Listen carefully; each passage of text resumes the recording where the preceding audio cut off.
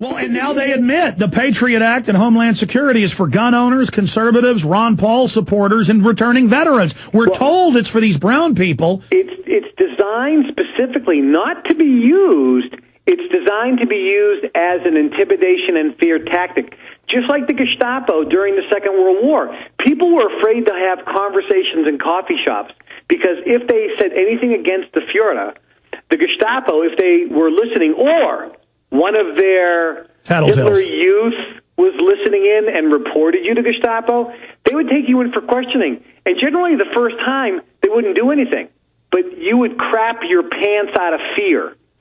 And that's what it's about. It's about. And by the way, they're, as you know, they're now having Obama's youth brigades that are in military formations and uniforms, red and black, knock on your door and ask, we're just canvassing. Do you support the leader, the president, the Fuhrer?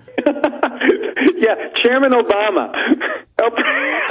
What do the elites think of Obama? Because I confirmed from Estel and Ann Tucker, he was at Bilderberg last year. Did you hear anything about him at Bilderberg last year? Well, the reason he was selected over Hillary is simple. Hillary had a huge amount of people that hated her. Negatives, yeah. Okay, and Obama didn't. And they also picked Obama because the bottom line is they were looking for somebody who is a great speaker and who's going to persuade people. You know, he reads that teleprompter so well, doesn't he? I mean, he really does. I mean, and this is what people don't get. If you, listen, I was with a couple senators, and I was with them to see what they do all day. It's a professional acting job. Do you spend 70% of their day is for raising money? They don't read any of the bills they sign. They don't write any of the bills they sponsor. Unbelievable. It's a complete acting job in Washington. What about the tipping point? You know, it's not just that the good guys are going to help us win. 1% started the war in 1775. 5% won the war. We don't need a majority. We've got way more than 5%. Probably like 20% know what's going on now from my own gauge. I can get your expert take on that and really want it. I'm interested to know.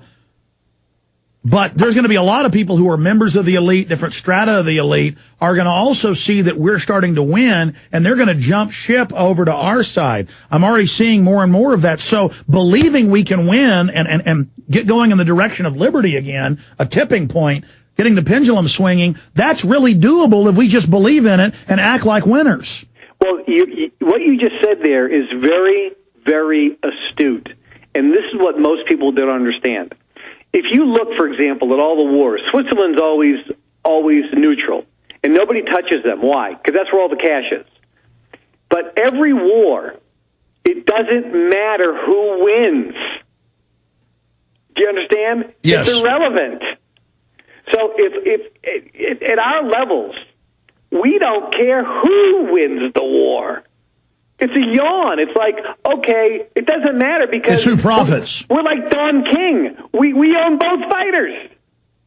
It doesn't matter. It's about playing that war, playing all the sides to your best profit. Correct. And it doesn't matter who wins because we own both sides. And that's why they want the Afghan and Iraq war to go on, because it's nothing but a black hole to pump trillions into. Oh, yeah. I mean, those wars are, I mean, keep in mind, America goes into wars around the world primarily to secure money for contractors and pay off friends. I mean, that's why do you think France and Germany got so pissed off when America went into Iraq? Because they're the ones who had 90% of the contracts.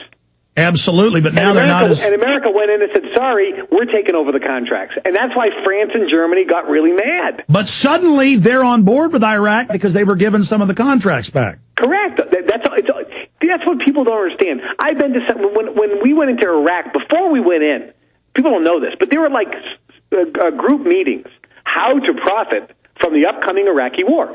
And these are business symposiums with directors and corporate executives from infrastructure companies and oil companies and so forth, all getting together. I was there talking about how we're going to go into this country.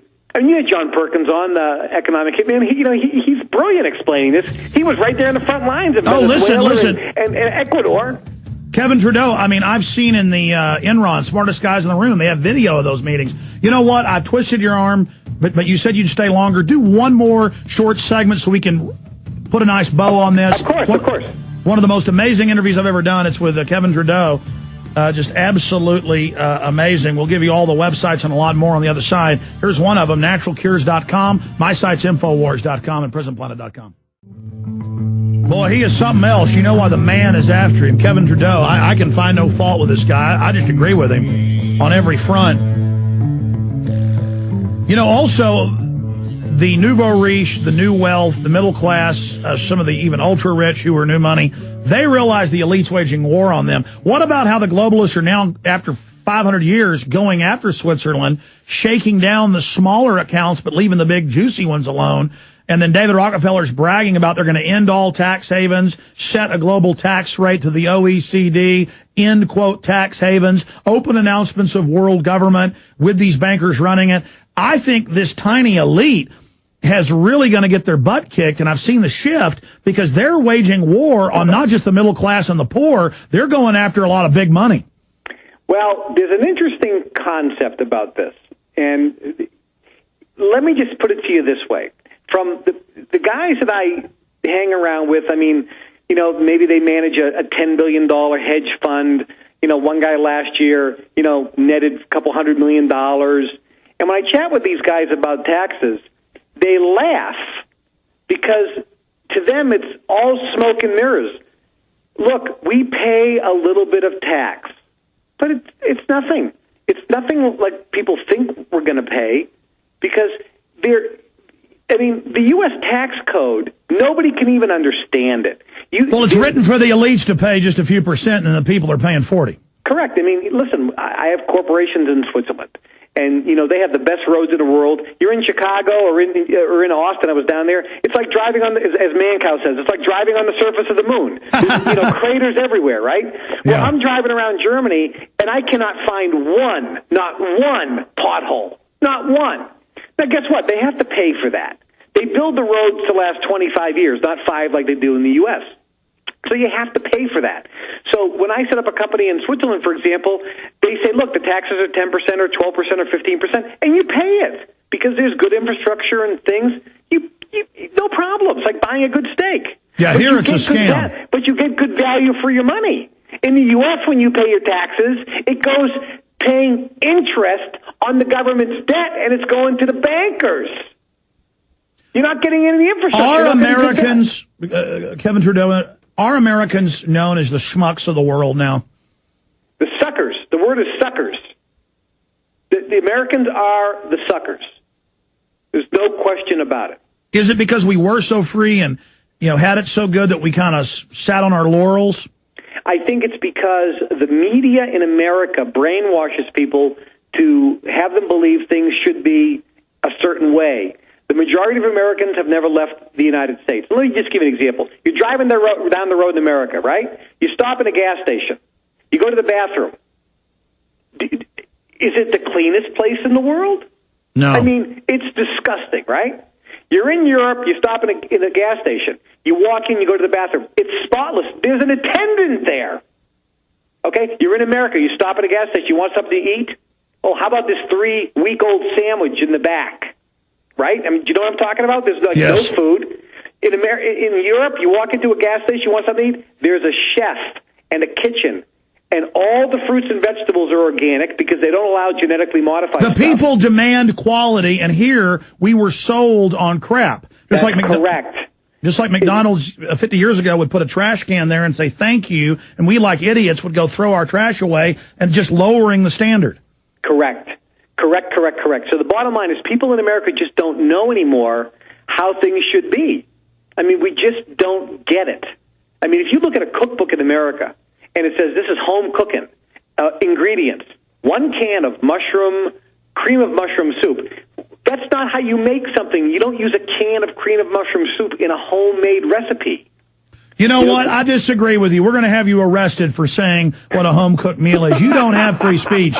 You don't have free speech, Kevin Trudeau. Kevin, in closing, I know I gave the number out. We have loaded phones. I forgot to go to your calls, and I'm going to let Kevin go here in a moment. But Kevin, when you get back to the U.S. or in the next couple of weeks or in the next month, can we have you back up and take calls?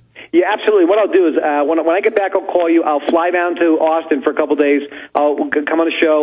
You and I will have a chance to have a good meal and a beer and have some fun as well. Man, I can't wait to meet you in person, and I'm really glad that we got in touch through Mancow, and it's just been wonderful having you here. Folks can also go to your kind of master portal website, KevinTrudeau.com, and that goes to the entire family of sites. And you're not just the king of infomercial. You started the golf channel and a bunch of other channels.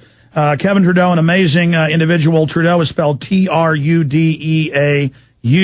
So KevinTrudeau.com or naturalcures.com. And what's the big mega information site name again? That's the Global Information Network, globalinformationnetwork.com. Well, just an incredible hour and 20-minute conversation with Kevin Trudeau. And we hope that, well, you know what? They've told him he has no free speech, but he's saying, you know what? I'm innately free. He's speaking out. He's ignoring what they've said. And we salute you, Kevin Trudeau. We'll talk to you very soon. Sounds great. Have a great day, Alex. All right, let me say bye to you during this break, and I'll let you get back to what you're doing there.